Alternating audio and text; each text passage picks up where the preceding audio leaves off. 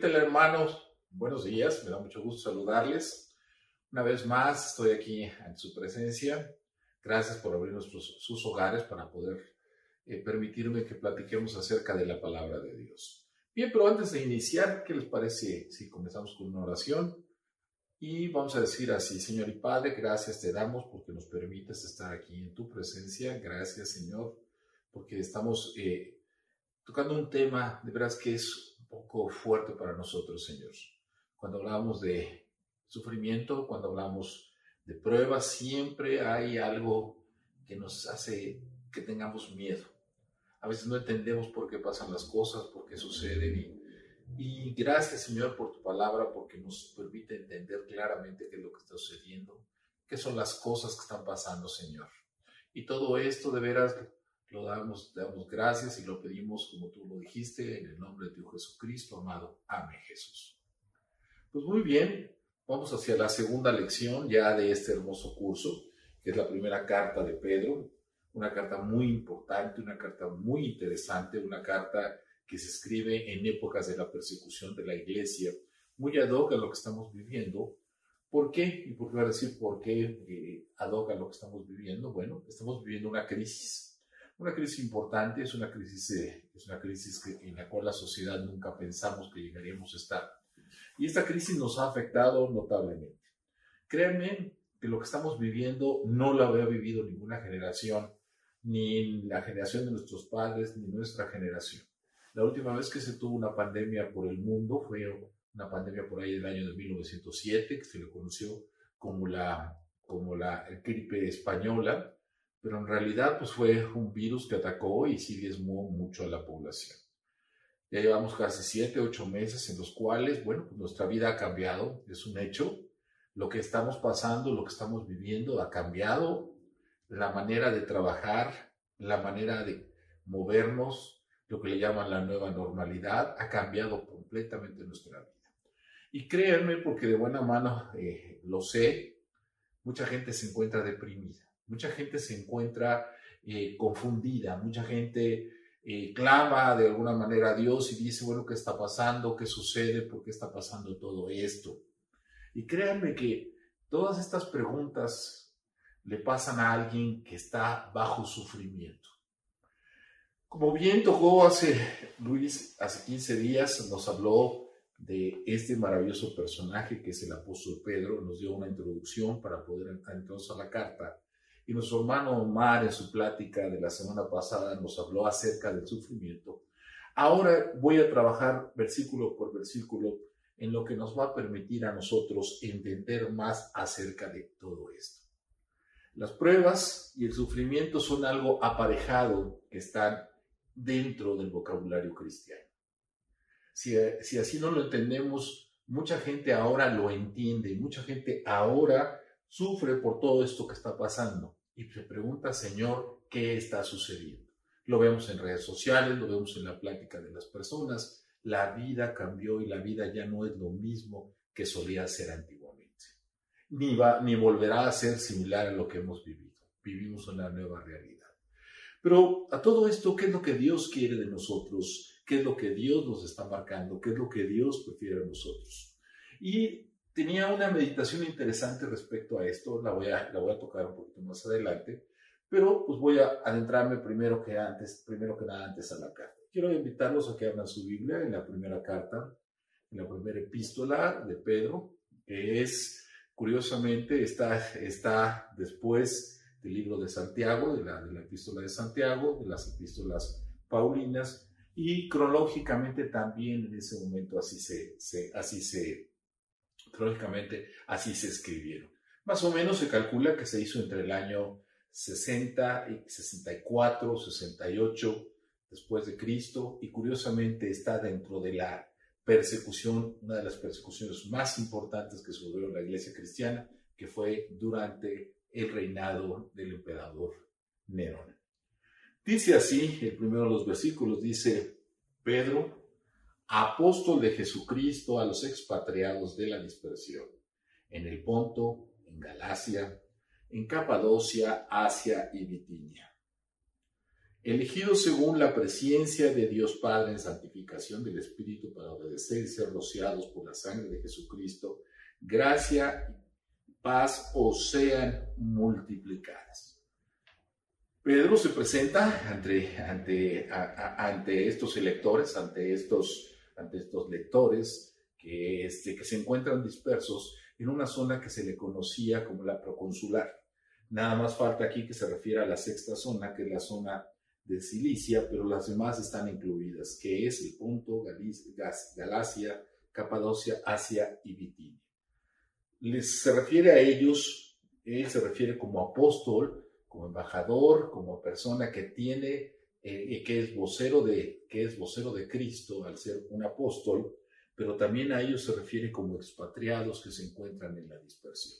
Es una carta complicada porque si nosotros empezamos a ver el contexto de esto, nos daremos cuenta que estas personas habían sido desplazadas, que no eran personas que habitaran originalmente ahí, sin conocer exactamente cuál es el origen de ellas, si son judíos en su totalidad, si es una mezcla entre judíos y griegos que aceptaron el cristianismo y que por ende fueron perseguidos y que por ende la persecución los llevó a huir hasta aquellas zonas, aquella persecución religiosa que comenzó, que platica el libro de los Hechos en el capítulo 9, cuando Pablo persigue a la iglesia de esa manera tan feroz. También posteriormente se convirtió en una persecución del imperio, cuando Nerón acusa a los cristianos de la quema de Roma. Entonces vean cómo va desplazándose el evangelio a través de la persecución. Eso nos llama mucho la atención porque nos damos cuenta que el sufrimiento ha sido parte de la vida de los cristianos originales. Y esto me hace mucho ruido cuando ahora, más que nunca, nos estamos dando cuenta que hay muchas iglesias que están predicando algo completamente diferente. ¿Cuál es el riesgo de todo esto? ¿Qué sucede de todo esto? Mira, te voy a poner una meditación interesante que era lo que te platicaba hace rato. ¿Te has puesto a pensar si Dios contestara todas las oraciones de todos los que le buscan y le invocan? Si todas estas oraciones tuvieran una respuesta. Imagínate, los cristianos tendríamos una vida mucho mayor que la que tienen el resto de las personas. No habría enfermedades, no habría dolores, no habría pobreza, habría una gran prosperidad. Pero déjame decirte que si eso sucediese, imagínate en el hipotético, pues obviamente los primeros que se acercarían a Cristo sería la gente ambiciosa. Y lo peor es que cuando hay respuestas de ese tipo tan rápidas por parte de Dios, pues entonces lo único que va sucediendo es que en lugar de estar cerca de Dios, como están las personas que están bajo tribulación, que están bajo sufrimiento, que están bajo persecución, lo único que haría sería irlos alejando cada vez más. Por eso, de veras, por eso en el razonamiento, Dios a veces no quita el sufrimiento de las personas, sino que nos permite pasar por él y lo vamos a ver, y vamos a ver las razones por las cuales. Estas personas estaban expatriados, como dice, fuera de su patria. Tal vez muchos de ellos nunca más regresaron a Israel. Estaban dispersos, habían sido dispersados por esta persecución, pero Pedro escribía y les daba razones para que nosotros o ellos entendamos que a veces a donde nos lleva la creencia, a donde nos lleva el amar a Dios, a lo que nos lleva el ser fieles a Jesucristo, pues nos va a provocar conflictos y muchas situaciones difíciles y complejas en nuestra vida. Fíjate cómo empieza en el versículo 2 Pedro, cuando habla acerca de quiénes son ellos, ¿no? Les llama elegidos. Y les llama elegidos de acuerdo a la presencia de Dios en santificación del Espíritu, que tiene una razón. Dios desde el principio, en la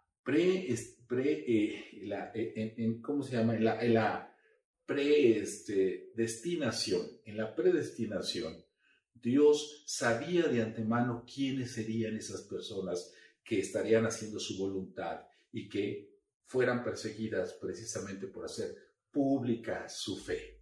Él lo sabía de antemano porque los eligió desde el principio de la fundación de los tiempos. Los eligió desde que Dios dijo que se crease el mundo, sabía en su presencia, que significa el conocimiento de todas y cada una de las cosas que forman el universo y que son parte de la formación de él. Él sabía que estarían en ese momento. Y no solo eso, habla de que también en la santificación estarían guardados en ese proceso de la santificación por el Espíritu de Dios, el cual dejó Jesucristo. ¿Para qué? Para que estuviese con nosotros, nos recordara las palabras de Él. Es el otro consolador. Entonces, fíjense, vemos la imagen del Dios Padre, que concibe, en el que se concibe que todo esto Él ya sabe que va a suceder. ¿Y quiénes son ellos? En el cuidado del Espíritu Santo, que como una nodriza amorosa cuida de que ellos caminen hacia esa santificación, que es apartarse cada vez más del mundo para estar con Dios. Y finalmente, fíjate, para cumplir en obediencia y ser rociados por la sangre de Jesucristo. Vemos cómo Pedro es muy equivalente, es muy cuidadoso y nos muestra la Trinidad en esto. Lo interesante del caso es la manera en que los saluda y les dice: gracia y paz os sean multiplicadas. Lo habíamos visto anteriormente y vemos que cuando vemos este saludo, es un saludo muy fraterno, de buenos deseos. Pues qué difícil es entender que en ese momento la gracia y la paz a la que se refiere son lo menos que está en la vida de ellos, ya que están viviendo lejos de su patria, lejos de sus posesiones, probablemente lejos de sus familias, pero y además bajo persecución. Lo que menos en ese momento habría era gracia y paz. Pero sin embargo, en Cristo, esto es lo que nos hace diferentes. En Cristo es lo que verdaderamente hace que seamos completamente diferentes a cómo el mundo puede entender o puede ver las cosas. Y les dice que os sean multiplicadas esa paz y esa gracia.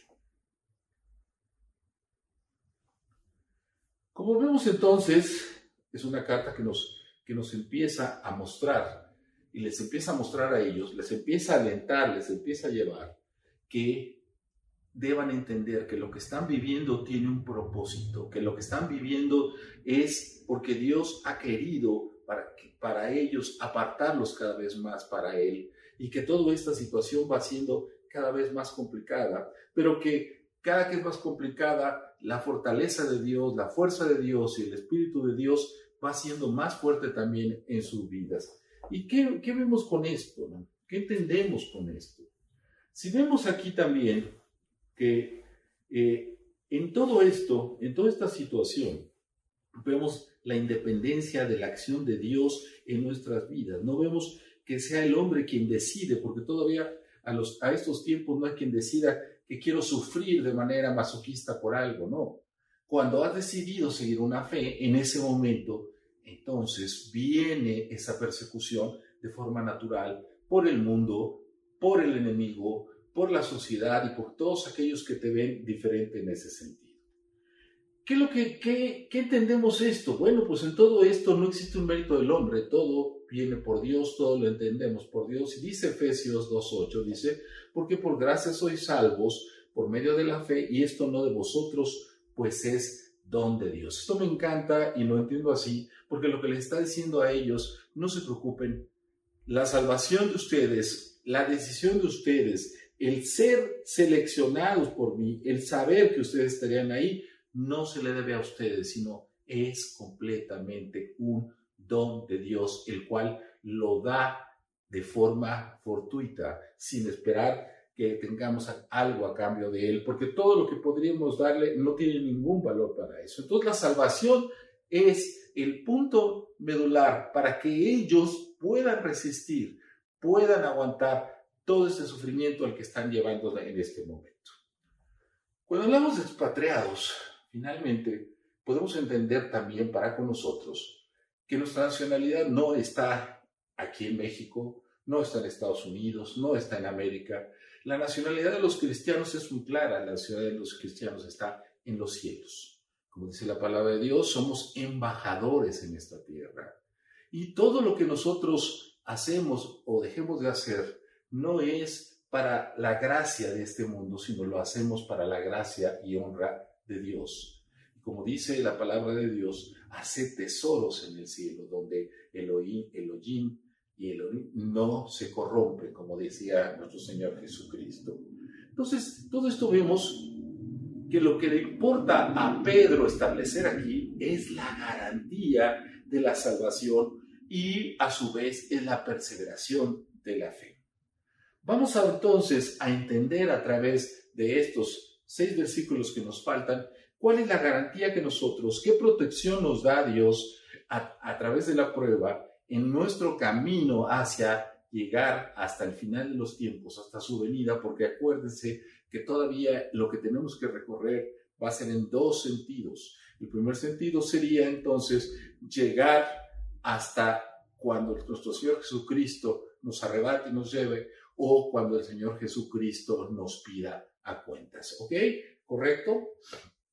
Entonces vamos a estudiar lo primero. Entonces vamos a ver estas garantías de la salvación o la perseverancia que tenemos en la fe. El primer punto que vamos a ver es: somos protegidos por la esperanza de creer en su promesa. ¿Cuál promesa? Versículo 3, primera de Pedro, versículo 3. Bendito el Dios y Padre de nuestro Señor Jesucristo, que según su gran misericordia nos hizo renacer para una esperanza viva por la resurrección de Jesucristo de los muertos. Qué bellísima frase. Estos 6 versículos que vienen a continuación son la joya escondida que viene dentro de la primera carta de Pedro. ¿Por qué? Porque nos da una gran revelación. Entonces dice: bendito el Dios y Padre de nuestro Señor Jesucristo, que según su gran misericordia nos hizo renacer por una esperanza viva, por la resurrección de Jesucristo de los muertos. Así como te decía que nosotros estamos fuera de nuestra tierra, ahorita estamos viviendo una situación complicada que es la pandemia. Hay muchas personas con depresión, hay muchas personas que viven totalmente preocupadas, hay muchas personas que ya su mente no está más que en eso, y eso está haciéndoles mucha mella en ellos. Si nosotros entendiésemos lo que nos dice aquí, la esperanza dice que según su gran misericordia, fíjate, la misericordia de Dios nos hizo renacer para una esperanza viva. ¿Qué es lo que sucede? Cuando nosotros vivimos esta salvación en Cristo Jesús, cuando nosotros hemos aceptado a Dios, cuando hemos aceptado a Cristo como nuestro Señor y Salvador, hay una regeneración completa de nosotros. Tenemos un completo renacer y somos llevados y somos rociados por la sangre de Jesucristo, como aquí dice, y esto nos hace renacer, y este renacimiento es para llevarnos a una esperanza real, a una esperanza viva, a algo que va a suceder, y todo está garantizado porque el garante de todo esto es la resurrección de Jesucristo. Si Jesucristo no hubiera resucitado, como dice Pablo, vana sería nuestra esperanza. Entonces, nosotros ahora, con esa garantía, hemos renacido, tenemos una esperanza viva, y nosotros estamos garantizados por el garante que es la resurrección de Cristo de los muertos. Entonces, tenemos una esperanza por la cual vivir. Porque muchas personas, yo veo con tristeza que su máximo temor es morir. Y su máximo temor es morir, pero en la soledad. Creo que actualmente, en una encuesta que se le hizo a muchas personas, le dijo que cuál era la peor situación por la que ellos podrían encontrarse y que les parecería que fuera lo peor que pudiese pasarles. Y la gran mayoría dijo, es morir en un hospital, y en ese hospital morir solo. Y el COVID es lo que está haciendo. Aíslan a las personas, las intuban y las tienen ahí completamente aisladas, solamente bajo el personal médico, sin poder ver a la familia. Muchos de ellos nunca más, una vez que ingresan, volverán a ver a su familia. Entonces, vean qué hermosa promesa tenemos en Dios, la cual dice que nosotros hemos renacido para una esperanza viva en la resurrección de Cristo Jesús de los muertos. Que finalmente, si ese fuera el destino de nosotros, morir ahí, ¿qué importa? ¿Qué importa? Porque nosotros no estamos aquí para vivir eternamente, sino que nosotros entendemos que la verdadera gloria, el verdadero gozo, la verdadera esperanza es estar en la presencia de Dios. También nos dice, me gusta mucho usar dos versiones de la palabra de Dios también para poderlas comparar. Dice la versión, Dios habla hoy, dice: bendito sea el Dios y Padre de nuestro Señor Jesucristo, quien nos tuvo gran compasión y nos hizo nacer de nuevo por la resurrección de Cristo, y así nos dio una esperanza plena. Maravilla lo que acabamos de oír entonces. Nos tuvo compasión, nos conoció desde el principio de los tiempos, y ahora tenemos esa esperanza dentro de nosotros, viviendo completamente sabedores que a pesar de lo que suceda y lo que suframos y lo que pueda vivir, nosotros tenemos esa esperanza en la resurrección de Cristo Jesús. ¿Para qué? Para una heredad que dice incorruptible, incontaminada, inmarcesible, reservada en los cielos para nosotros. Entonces, ¿cuál es nuestra esperanza? La esperanza de nosotros es la vida eterna. ¿Qué puede compararse la eternidad contra el tiempo finito que puede vivir el hombre? ¿Cómo puede haber alguna comparación en esto? ¿Cómo puede uno comparar las gracias de este mundo contra las glorias del mundo venidero?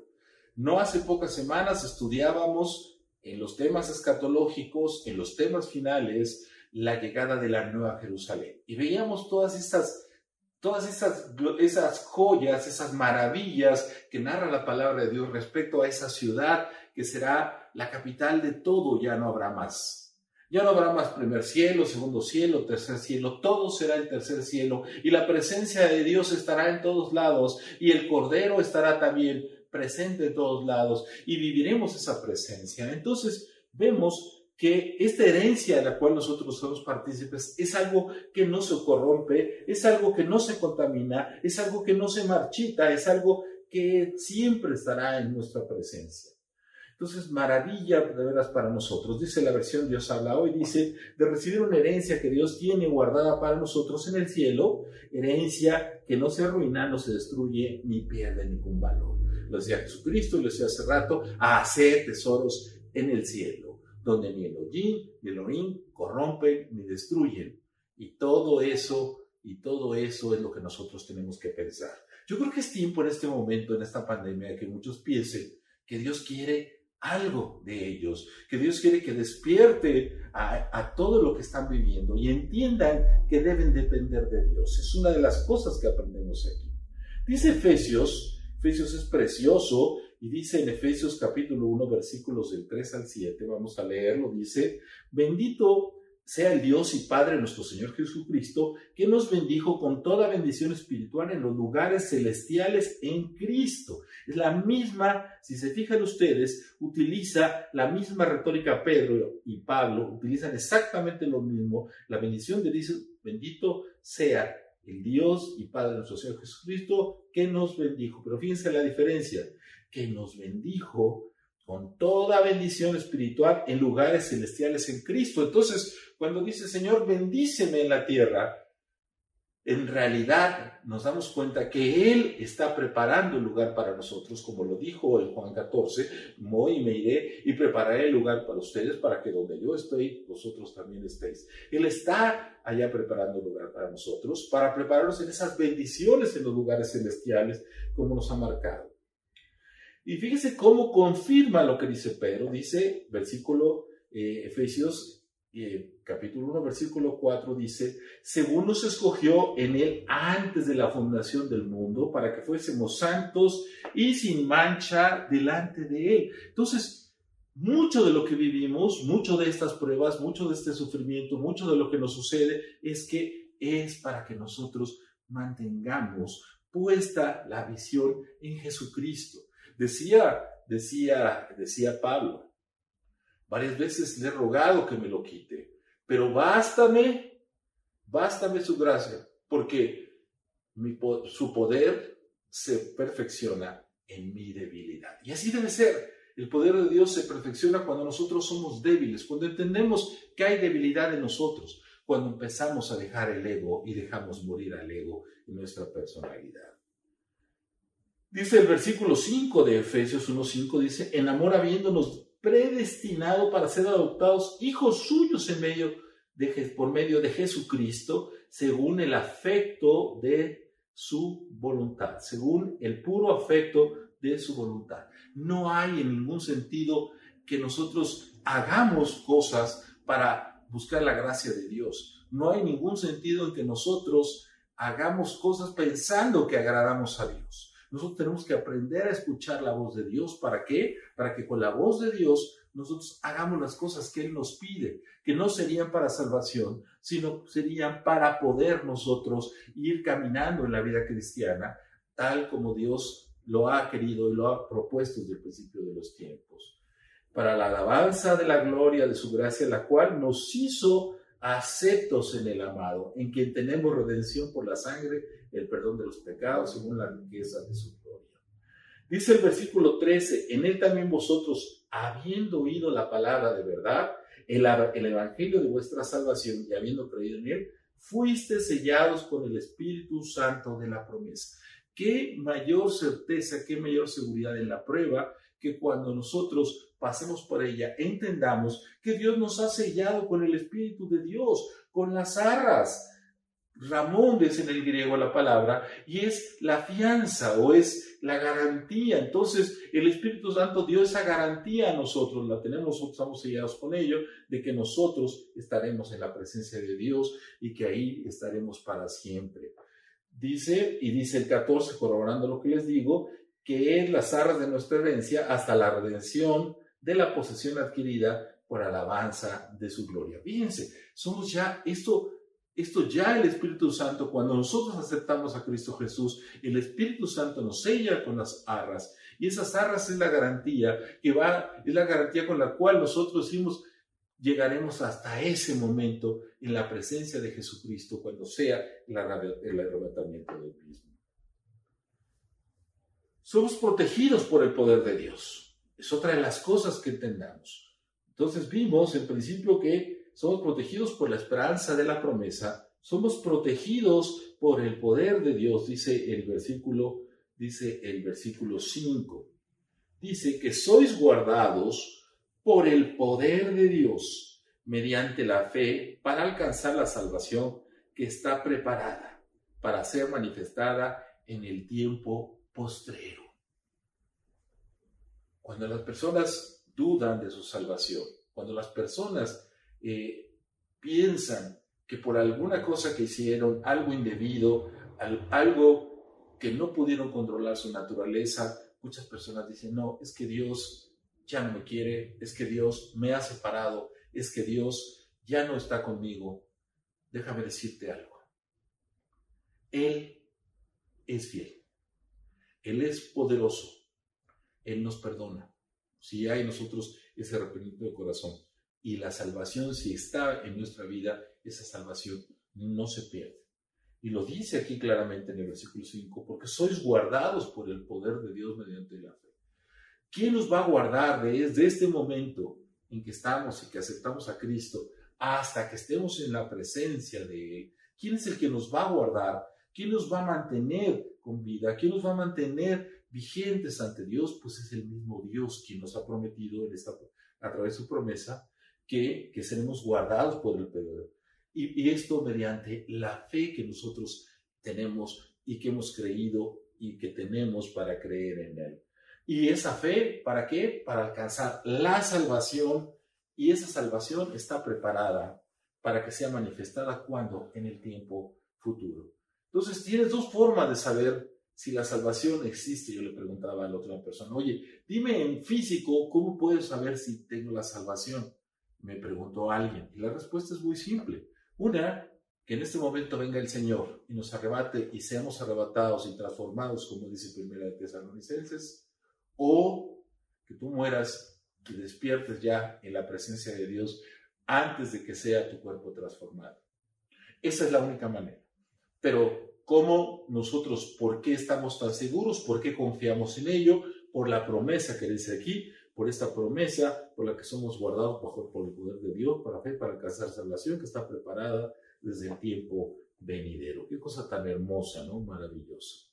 ¿Qué más hay respecto a esto? Dice Romanos 8:35-39, dice, ¿quién nos puede separar del amor de Cristo? ¿Quién nos puede separar del amor de Dios? Y dice tribulación, angustia o persecución, o hambre, o desnudez, o peligros, o espada. Como está escrito, por causa de ti somos muertos todo el tiempo, somos contados como ovejas en el matadero. Antes que todas las cosas, somos más que vencedores por medio de aquel que nos amó, por lo cual estoy seguro que ni la muerte, ni la vida, ni los ángeles, ni principados, ni potestades, ni lo presente, ni lo porvenir, ni lo alto, ni lo profundo, ni ninguna otra cosa creada nos podrá separar del amor de Dios que es en Cristo Jesús, Señor nuestro. Entonces, fíjense, podemos confiar plenamente. Y miren que estos hombres, a quien está diciendo la palabra, a quien está diciendo la carta Pedro, sufrieron golpes, golpizas, palizas, separación, requisición de sus bienes. Sufrieron las peores cosas. Pero el amor de Dios nunca se perdió. El amor de Dios está ahí, como lo dice Pablo, y Pablo lo escribe sabiendo todo lo que él sufrió, porque él era un hombre rico, era un hombre poderoso, era un hombre reconocido, pero cuando él acepta a Cristo Jesús, automáticamente el mundo lo pasa del otro lado. Y sufrió azotes con palos, con látigos, sufrió hambre, sufrió dolor, sufrió desesperanza, sufrió abandono, sufrió tantas cosas, sufrió hasta un sufragio en barco, sufrió Pablo. Y sin embargo, Pablo dice, ¿quién nos podrá separar del amor de Cristo? ¿Qué otra cosa nos tiene? ¿Qué otra cosa nos protege? ¿Por qué nos protege la fe? ¿Qué otra cosa nos protege? Bueno, somos protegidos también por las pruebas. Uy, ¿de veras es en serio lo que tú me dices? Que somos protegidos por las pruebas. O sea, que si vivimos pruebas, nosotros nos sentimos más confiados, nos sentimos más seguros, nos sentimos que vamos fortaleciendo nuestra fe. Déjame decirte, sí, definitivamente. Mira lo que dice el versículo 6, dice, en lo cual vosotros os alegráis, aunque ahora por un poco de tiempo, si es necesario, tengáis que ser afligidos en diversas pruebas. Hay dos traducciones, está interesante, o sea, hay dos entendimientos a esto. El primero dice que obviamente la seguridad, obviamente esta herencia, el que somos guardados por el poder de Dios, todo eso nos debe alegrar, ¿sí? Eso es la primera etapa. Pero dice también que por un poco de tiempo es necesario que tengáis aflicción en diversas pruebas. Y el otro dice, y en la otra traducción viene de corrido sin la coma, y habla de que debemos alegrarnos nosotros de poder pasar por estas pruebas por un poco de tiempo. Entonces, las pruebas definitivamente a nosotros nos van trayendo, nos van acercando cada vez más a Dios. Las pruebas definitivamente son parte de lo que nosotros vivimos, es lo que Dios nos da. Entonces, toda esta situación hace que nosotros cada vez nos fortalezcamos. Dice el versículo 7 algo muy interesante, la primera parte dice, para que sometida a prueba vuestra fe, mucho más preciosa que el oro, el cual, aunque perecedero, se prueba con fuego, se hallará en alabanza, gloria y honra cuando sea manifestado Jesucristo. La forma antigua de separar el oro era muy sencillo, se colocaba en un horno caliente, un horno circular con perforaciones que daba la imagen de ser una especie de toberas para escapar energía, por ahí tomar oxígeno. Pues se colocaba primero una placa de arena sílica, una capa de arena sílica, luego se colocaba el oro contaminado con las otras piedras con las que se encuentran las minas, otra capa de arena sílica, otra capa del oro, otra capa un poquito con material más grueso, otra capa de oro contaminado, y así se colocaba. Se llegaba a temperaturas muy altas y se golpeaba por la parte de arriba. Entonces, ¿qué era lo que sucedía con esas temperaturas? El oro iba caminando a través de la arena sílica y se depositaba en la parte de abajo y podía salir. Pero fíjate cuántos golpes se le tenía que dar para poderlo sacar. Y esa es una de las cosas que Dios hace a través de las pruebas. Las pruebas son situaciones muy complejas, son situaciones difíciles por las que pasamos, pero créanme que en todo momento Dios está con nosotros. De un caso muy hermoso, quisiera que abrieran su Biblia, por favor, en el capítulo, en el libro del profeta Daniel, en el capítulo 3, vamos a ver la historia de estos jóvenes, de tres jóvenes que pertenecían al gobierno de él eran 3 jóvenes judíos que habían cambiado sus nombres porque así lo había pedido el rey, pero que sufrieron una prueba muy complicada. Dice así el capítulo 3, dice, el rey Nabucodonosor hizo una estatua de oro cuya altura era como de 60 codos y una anchura de 6 codos, era una cosa inmensa. La levantó en el campo de Dura, en la provincia de Babilonia. Y envió el rey Nabucodonosor a que se reuniesen los sátrapas, los magistrados, capitanes, oidores, tesoreros, consejeros, jueces y todos los gobernadores de las provincias para que viniesen a la dedicación de la estatua que el rey Nabucodonosor había levantado. Entró la locura en él, la grandeza del poder que se vislumbraba y que además los súbditos exaltaban y lo hacían de una manera tal que él se pensó divino y puso una estatua para la adoración. Y entonces había un pregonero, de ese versículo 4, que anunciaba en voz alta para que mandase a todos los pueblos, naciones, lenguas, que al oír el sonido de los instrumentos, voy haciendo resumen, adoraran la estatua de oro del rey Nabucodonosor, en la cual había levantado él. Y cualquiera que no se postrase, inmediatamente sería echado fuera en un horno ardiente de fuego. ¿Ok? Llegaron a él chismes de un grupo de caldeos que vinieron y acusaban a los judíos maliciosamente. Estos chicos eran tres jovencitos que los tenían al frente de los negocios de él en las provincias de Babilonia. Su nombre era Sadrach, Mesach, Abednego.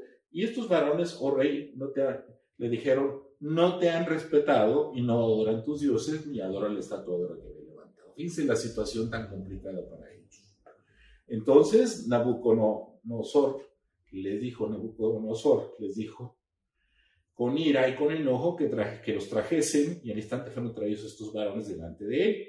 Habló el rey y les dijo, ¿es verdad todo esto? Sadrach, Mesach y Abednego, que vosotros no honráis a mi Dios, ni adoráis la estatua de oro que he levantado.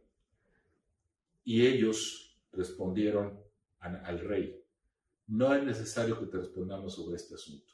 Y aquí con nuestro Dios, a quien servimos, puede librarnos del horno de fuego y de tu mano, y el rey os librará.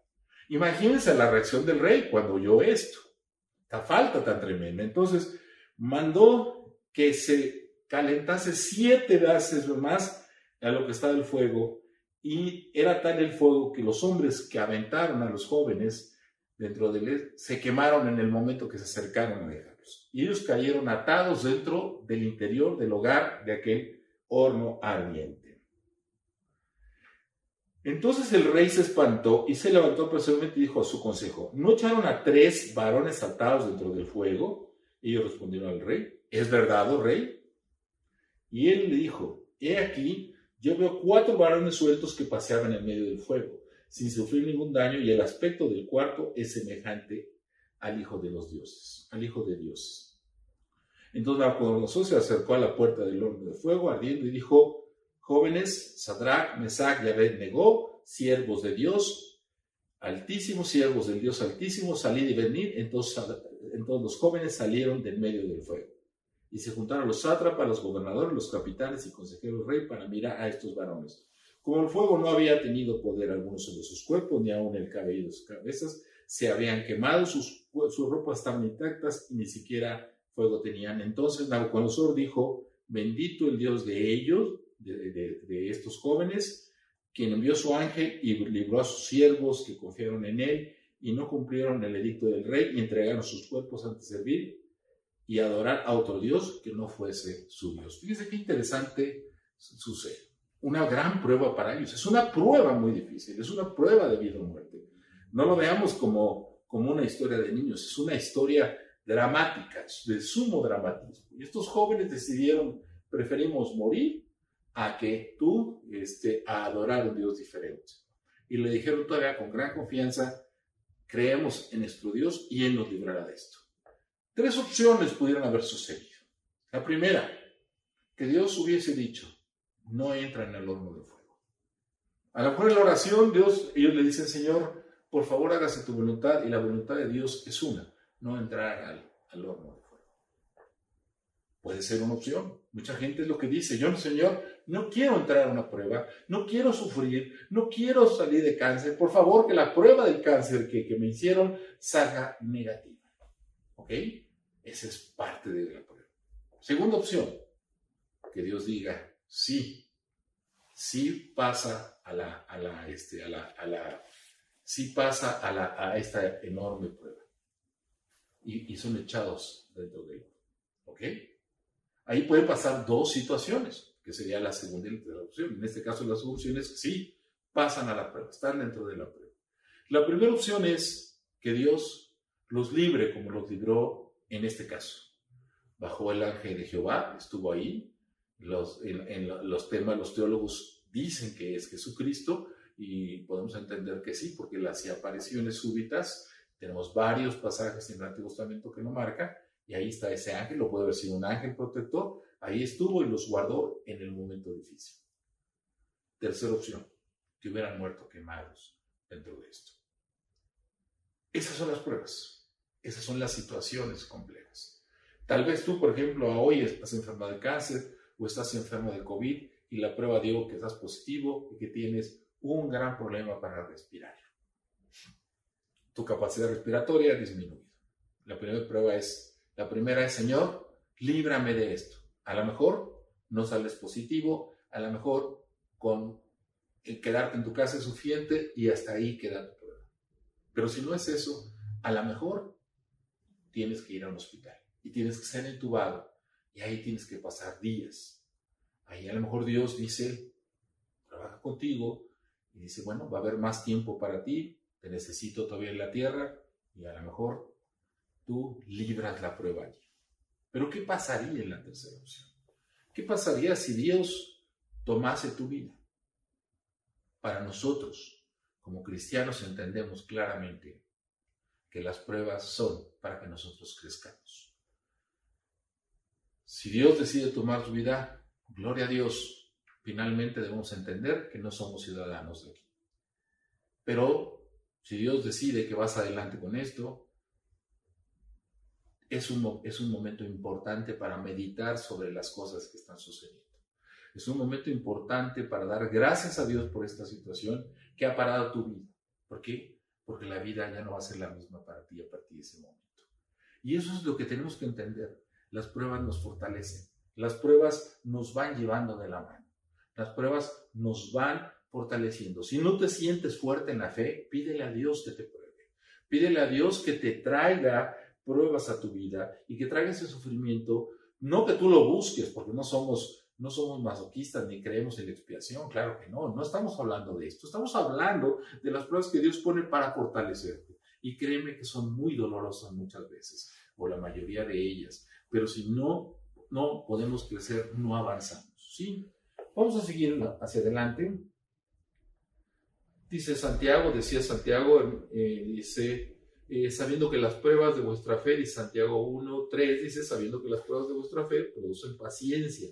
Mas tenga la paciencia su obra completa cuando seáis perfectos y cabales, sin que os falte cosa alguna. Maravilloso es. Vamos con los últimos dos puntos rápidamente. Dice el punto 4, somos protegidos mediante el propósito eterno. Dice el versículo de primera de Pedro, versículo 1:7, dice: para que sometida a toda vuestra prueba, ya lo habíamos visto, mucho más preciosa que el oro, aunque perecedero, su prueba sea con fuego. Y sea hallado, ¿para qué? ¿Para qué es la prueba? ¿Para qué nos protege? ¿Para qué nos lleva? ¿Cuál es el propósito eterno? Para este propósito eterno, que se hallada nuestra fe, ¿en qué? En alabanza, gloria y honra cuando sea manifestado Jesucristo. Fíjate lo que nos hace la prueba, que nuestra fe sea vigente, que sea vivificada. ¿Para qué? Para que cuando estemos ante la presencia de ese momento del que hablábamos, que es en los tiempos postreros, tal vez nuestra muerte, tal vez la venida de Jesucristo, cuando Él sea manifestado, entonces nos halle en alabanza, gloria y honra. Y finalmente dice, la última parte dice: somos protegidos por su amor inmortal. Versículo 8 dice: ¿a quién amáis sin haberle visto? ¿A quién amáis sin haberle visto? Estamos hablando de Jesucristo, que viene del versículo 7. Dice: en quien amáis sin haberle visto, en quien creyendo, aunque ahora no le veáis, os alegráis con gozo inefable y glorioso. Entonces vemos que también somos protegidos por ese amor inmortal que tenemos hacia Jesús, en el cual nosotros hemos creído, el cual no le vemos, el cual no le conocimos físicamente, sin embargo, en el testimonio de su palabra, en la oración, en la comunión que tenemos con Él, sabemos y le conocemos perfectamente y entendemos su gran amor infinito. ¿Ok? ¿Y cuál es el final de todo esto? Todas estas pruebas, todas estas seguridades, todo este sello de la sangre de Cristo, finalmente, por una razón, y la dice el versículo 9, no lo olvides nunca, dice, obteniendo el fin de vuestra fe, que es la salvación ¿de quién? De nuestras almas. Fíjate qué hermosa exhortación de amor, de fe, de paciencia para aquellos que se encuentran en una prueba y se encuentran en sufrimiento. La palabra de Dios es clara, y lo que es más grande es Pedro, siendo aquel hombre que negó a Cristo y que tuvo miedo de sufrir cuando le negó en el patio del Sanedrín, en el patio del sumo sacerdote, cuando le acusaron de que él era uno de los que estaba con Jesús y lo negó, era el miedo a sufrir. Ahora Pedro había sufrido enormemente, sabía lo que era el sufrimiento, pero así como le dijo en Juan capítulo 20, dice, ¿me amáis? Cuando Jesús le dijo, ¿me amáis, Pedro? Apacienta a mis ovejas. Pedro entendió la reconciliación con Cristo, la reconciliación con Dios, y entendió que el sufrimiento era la piedra angular que permite que la fe sea más preciosa que el oro. Pues vamos a inclinar nuestro rostro, vamos a orar, vamos a ir así, Señor y Padre, te damos gracias por la bendición de poder predicar tu palabra, por darnos ese gozo, ese ímpetu, Señor, esa esperanza, esa confianza plena en que las pruebas, cuando las vivimos, no es más que con una razón, que nosotros seamos purificados, Señor, que nosotros crezcamos en esa santidad hacia ti, Señor, que sea preparada nuestra fe y que esa fe sea incorruptible, sea inmarcesible, Señor, que no pueda sufrir ninguna, porque nuestra fe está en lo que viene, en ese momento maravilloso cuando estaremos en tu presencia, cuando estaremos en tu cercanía, Señor, y que esa fe sea o se nos encuentre con alabanza, gloria y honra, Señor.